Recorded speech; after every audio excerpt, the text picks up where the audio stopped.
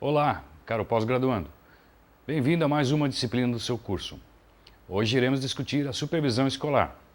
Neste vídeo, vou procurar apresentar conteúdos que possam ser úteis no dia a dia profissional de vocês, assim como sugestões para o desenvolvimento da melhor capacitação de futuros supervisores escolares. Esta disciplina aborda a supervisão escolar de forma teórica e prática, como parte fundamental no processo de formação de supervisores para as escolas do país. Podemos utilizar uma metáfora que serve de exemplo para definir o conceito de supervisão. Você deve lembrar-se do super-homem. O Superman tem várias qualidades e poderes. Um super-herói invulnerável, velocíssimo e de força infinita.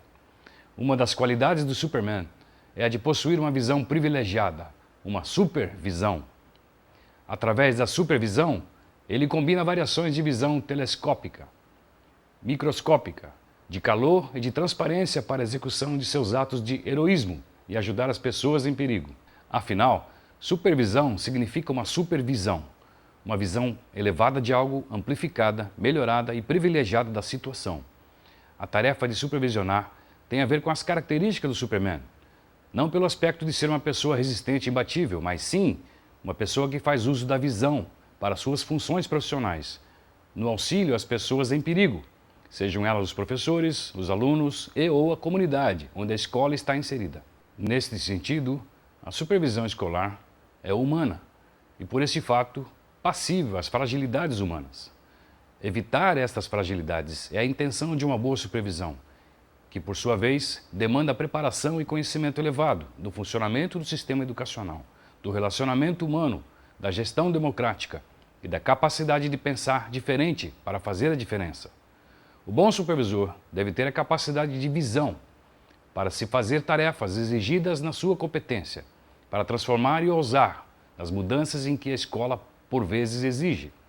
Não é necessário ser Superman para ter uma visão privilegiada da situação, mas a boa preparação, o conhecimento e liderança podem amplificar essas qualidades, transformando o humano comum em um supervisor, capaz de fazer a diferença entre a escola comum e a escola de qualidade. Para que você possa compreender o processo de supervisão e depois utilizá-lo em sua função como supervisor na escola, gostaria de destacar neste vídeo os seguintes assuntos. Primeiro, a importância da supervisão escolar. Segundo, as funções do supervisor. Terceiro, o planejamento na escola. Quarto, a gestão democrática. E quinto, os setores de atuação do supervisor educacional. Neste vídeo, vamos apresentar de forma resumida, mas muito importante para aprimorar seus conhecimentos, o assunto supervisão escolar e o sucesso. Então, vamos detalhar cada um desses assuntos?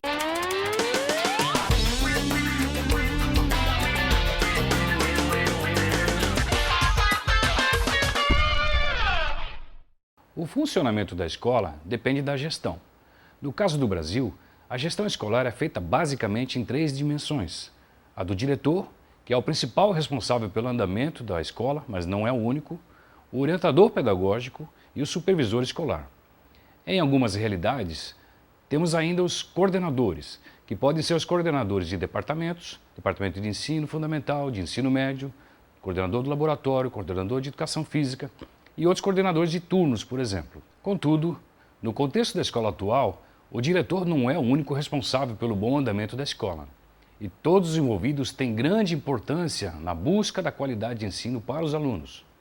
Hoje em dia, a escola, por ser uma instituição social e coletiva, deve promover a gestão participativa, onde membros da comunidade escolar, como os pais e até os alunos, podem e devem contribuir para a gestão democrática, através da formação do conselho escolar, e que discutiremos mais tarde.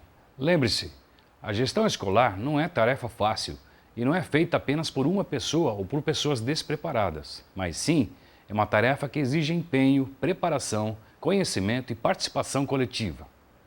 Mas por que o supervisor escolar é tão importante? porque esse personagem é quem vai promover as melhorias na escola, através de algumas possibilidades e funções, como a constituição do conselho escolar, a discussão do projeto pedagógico da escola, a formação dos professores, além de outras funções pedagógicas.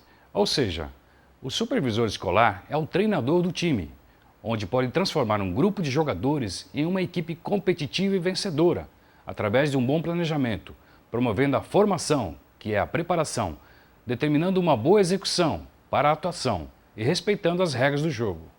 Então, se você quer ser um vencedor, deve preparar a sua equipe para vencer.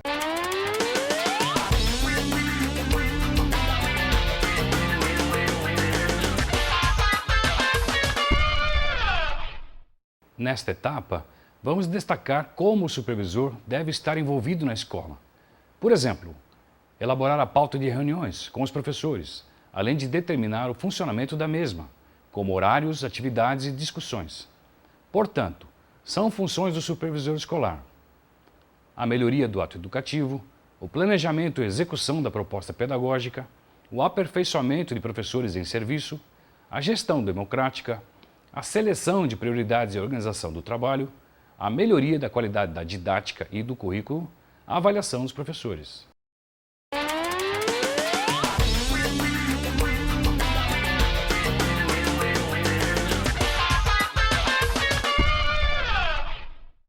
Neste item, falaremos sobre os desafios da supervisão na elaboração do planejamento escolar e sua aplicabilidade na escola atual e para a escola ideal. Também discutiremos o planejamento como possibilidade de mudança no ambiente escolar. Perceberemos que a função de um bom supervisor está intimamente ligada ao planejamento. Na escola, temos diversos tipos de planejamentos, que são fundamentais na melhoria da qualidade de ensino.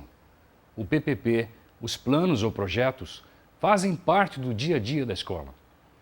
Não apenas no conhecimento destas ferramentas, mas também na boa elaboração e principalmente na aplicação das ideias na realidade escolar. Você percebe neste quadro que todas as perguntas são feitas com as devidas respostas. É fundamental que todos estejam cientes de suas funções e que se nomeie uma pessoa ou várias pessoas para que faça o acompanhamento deste plano. No acompanhamento, pode-se perceber se os encaminhamentos estão sendo cumpridos e dentro dos prazos determinados. É possível ainda alterar ou aprimorar para que o objetivo seja alcançado com eficiência. Este simples plano expressa informações e respostas que devem ser respondidas para a solução de determinado problema ou melhoria, sendo que irá funcionar se todos os envolvidos desempenhem as suas funções determinadas e o acompanhamento seja eficiente.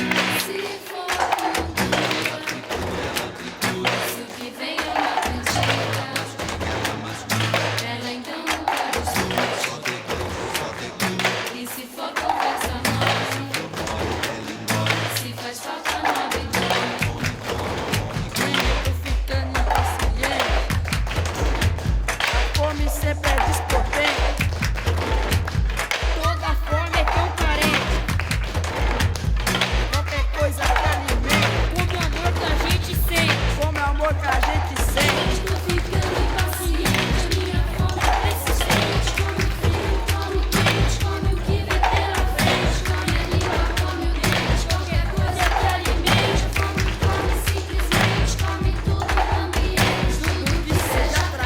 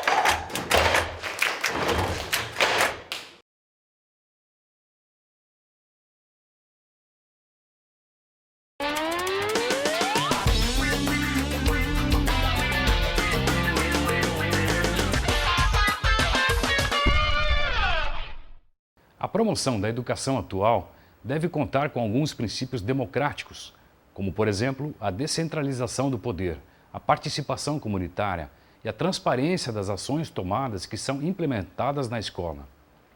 Este tipo de gestão está em questão no artigo 14 da Lei número 9.394 de 96, que determina: os sistemas de ensino definirão as normas de gestão democrática e de ensino público na educação básica, de acordo com as suas particularidades e conforme os seguintes princípios.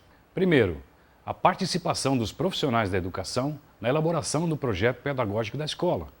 Segundo, a participação das comunidades, escolar e local, em conselhos escolares ou equivalentes. Com o objetivo de promover esta democracia escolar, o supervisor deve incrementar a participação da comunidade escolar, não apenas os professores e diretores, mas especialmente os pais, alunos e outros membros da comunidade onde a escola está inserida.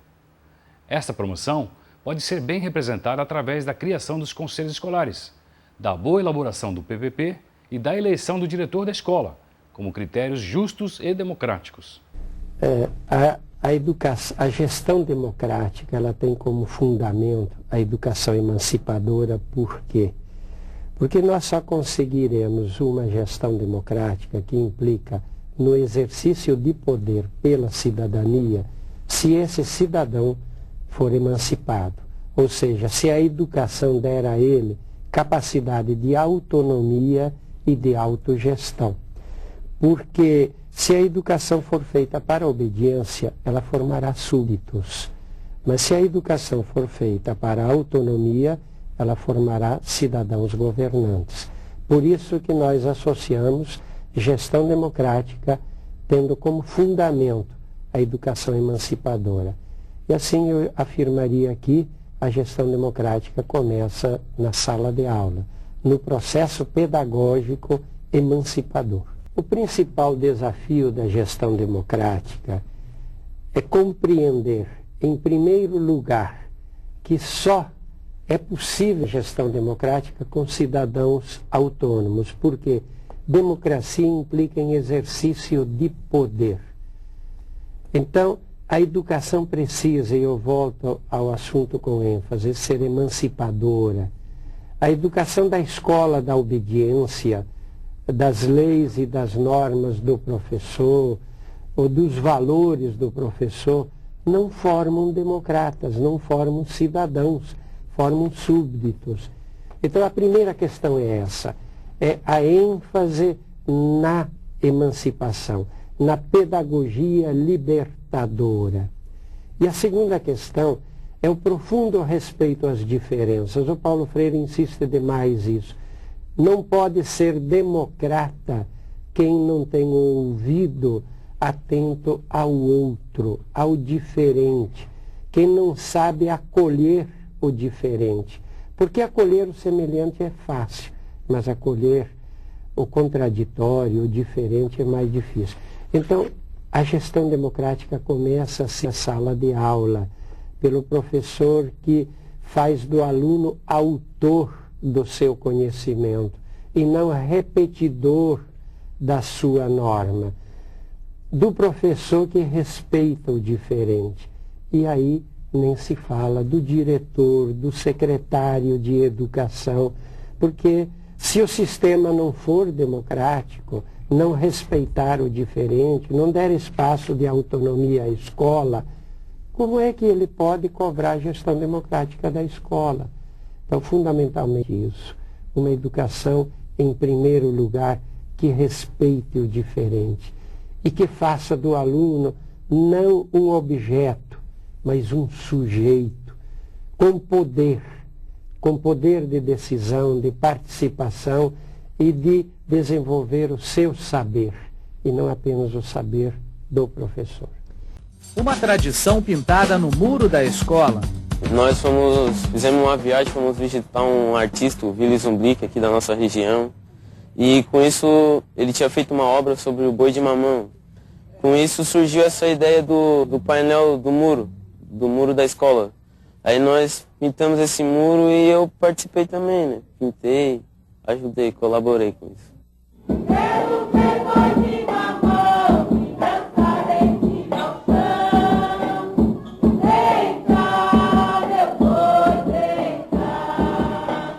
pais que moravam aqui são uma descendência de açoriano. E isso veio da história dos pais, contando para os filhos. E aqui na região mesmo tem o boi de mamão de adulto. Por fazer parte da cultura local, a representação do boi de mamão foi incluída no projeto político-pedagógico da Escola Municipal Moacir Jardim de Menezes, em Criciúma, Santa Catarina, e conta com a participação de toda a comunidade escolar.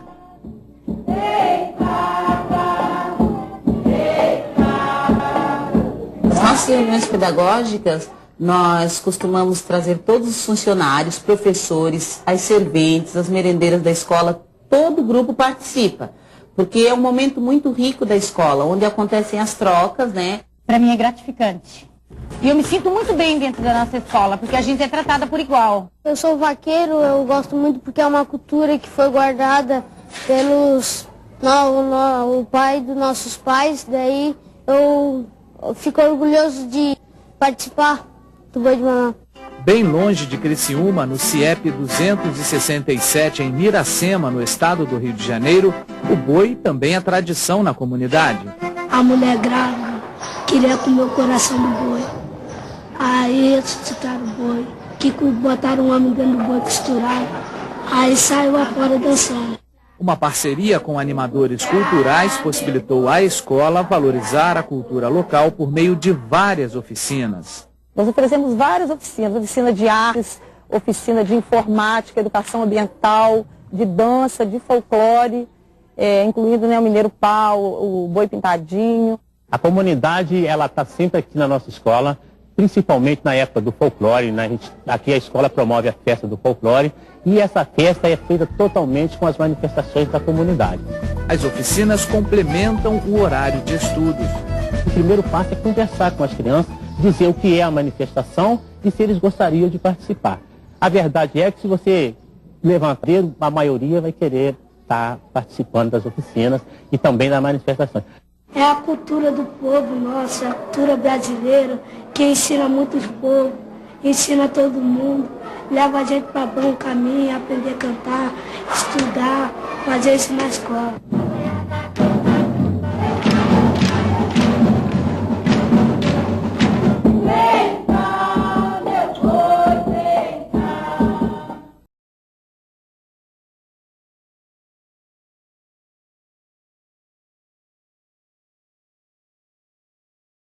A gestão democrática ela é um processo que está inserido no processo mais amplo de democratização da sociedade, não é algo que acontece isolado de todo o processo que a gente teve, por exemplo, no Brasil, de abertura e de democratização.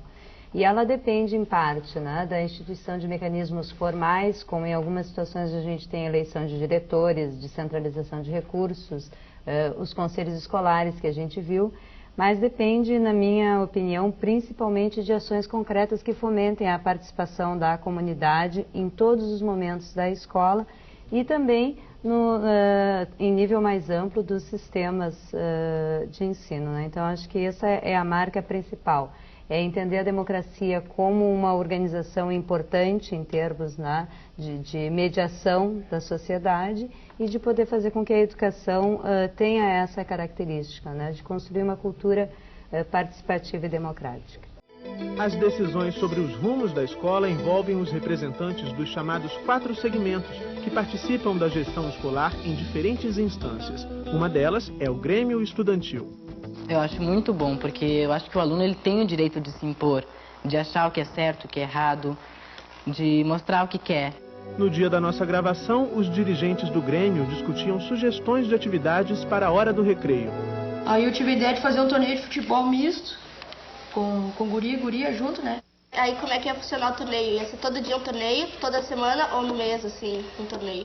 Seriam 8 times que iam jogar, um contra o outro, né? Aí seriam 20 minutos e ia dar 4 jogos de 5 minutos. E as discussões do Grêmio vão além das atividades recreativas. Os alunos também apresentam propostas para a utilização de parte dos recursos do orçamento participativo.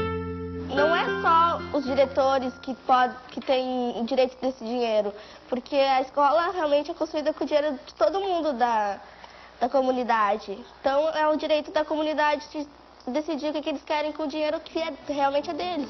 As sugestões dos alunos, depois de discutidas nas reuniões do Grêmio, são levadas a outra esfera da gestão da escola, a equipe diretiva, que também discute as propostas em reunião. O Grêmio da escola, ele quer ter um material específico deles, até para monitorar o recreio. Assim, por exemplo, rede, pode. Sim. Rede, bolas, assim, que seja só deles. Assim. A constituição das equipes diretivas é uma orientação da Secretaria Municipal de Educação de Porto Alegre. Além da diretora e da vice, participam das discussões representantes da equipe pedagógica e uma coordenadora cultural. A equipe se reúne uma vez por semana e nesses encontros...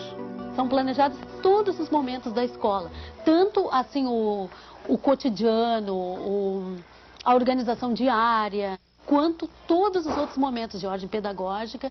Discussões essas que vão ser levadas para os professores e, se for o caso, para o conselho escolar. Alguma coisa que a gente considera que seja maior da escola e que deve ser discutida assim, mais coletivamente ainda. O Conselho Escolar é a principal instância na tomada de decisões. Aqui na Escola Marcílio Goulart Loureiro, os conselheiros são representantes dos pais, alunos, professores e funcionários. Em reuniões com a direção da escola, os integrantes do conselho discutem, entre outras coisas, temas como os critérios para a admissão de novos alunos na educação infantil e a utilização dos recursos financeiros. Os conselheiros também são eleitos e, para o presidente, a participação de representantes dos 4 segmentos é fundamental. Envolver as pessoas, né, nas decisões, né, do dia a dia, nas coisas que envolvem exatamente os seus destinos, né, as coisas que lhe interessam, fazer que as pessoas tenham um comprometimento em relação a tudo isso que é decidido. Né. No momento em que a gente não tem essa lógica de que a opinião de alguns seja mais importante e deva prevalecer sobre a de outros, as pessoas se sentindo respeitadas, a tendência é o envolvimento naquilo que é pensado coletivamente. Né?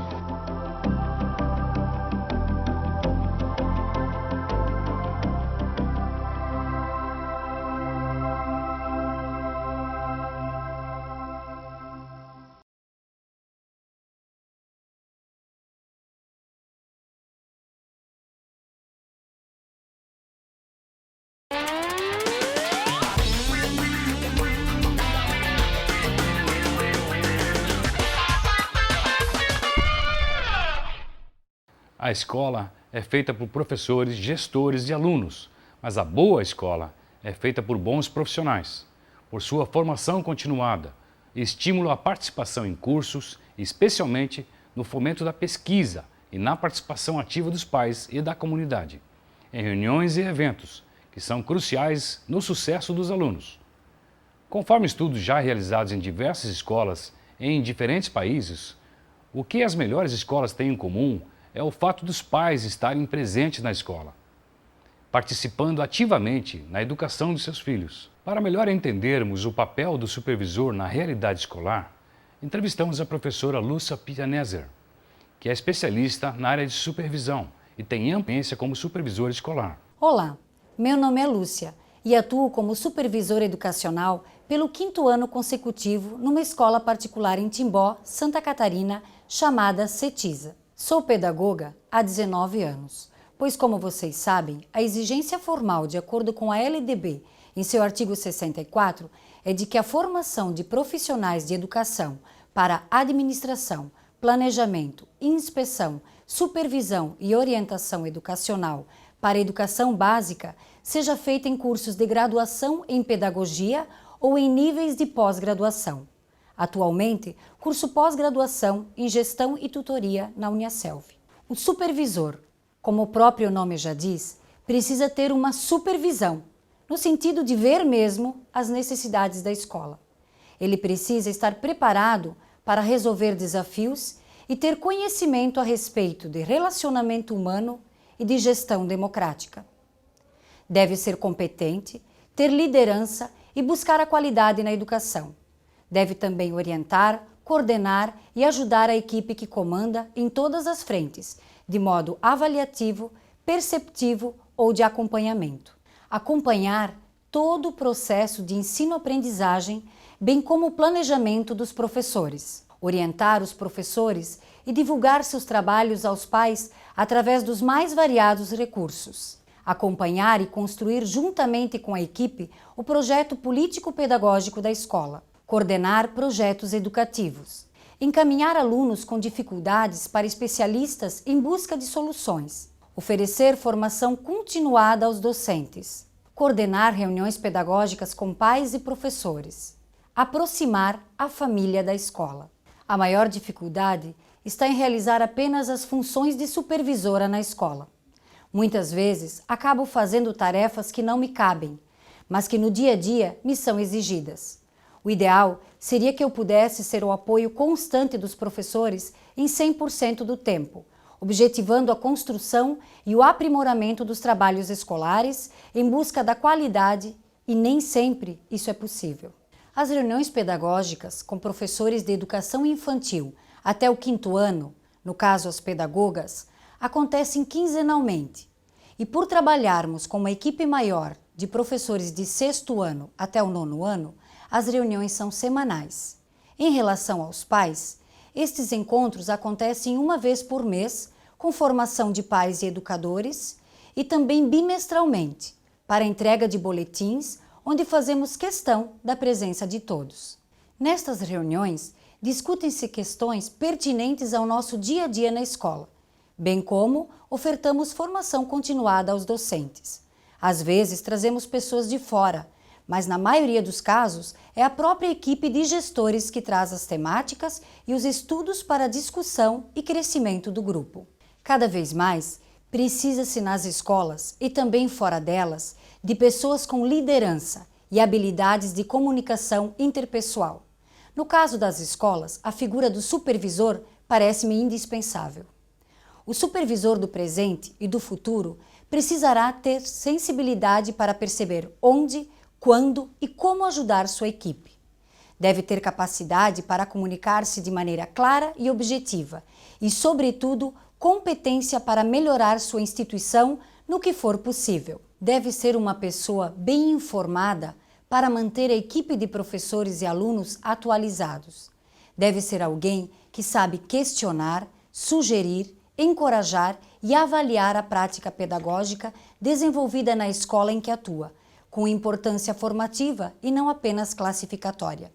Deve criar e manter relações produtivas entre a escola e sua comunidade, coordenar a implementação do currículo, apoiar e juntar esforços para melhorar o programa de instrução, utilizar uma variedade de estratégias para esclarecer e resolver problemas, tomando a melhor decisão, incentivar o trabalho científico, a experimentação e a avaliação dos resultados, ajudar a equipe na busca de uma visão compartilhada para alcançar os objetivos coletivos e, por fim, reconhecer e refletir sobre suas habilidades pessoais e profissionais. Neste vídeo, você viu.